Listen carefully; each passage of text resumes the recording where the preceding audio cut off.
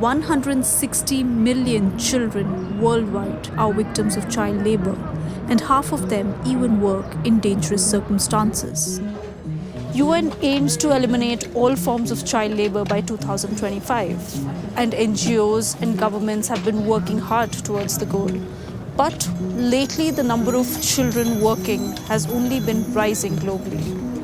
Is it possible that we're focusing all our interventions and efforts in the wrong direction and that we still do not understand what drives children into child labor and what drives employers to hire them?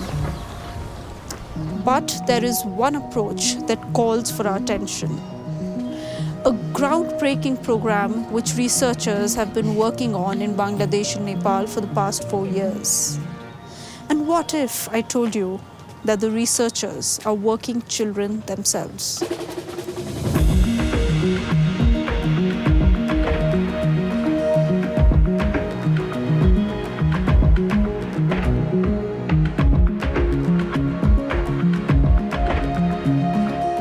Now I look back to the time when I myself was a child. Did anyone trusted me that way? Or did I have that confidence then?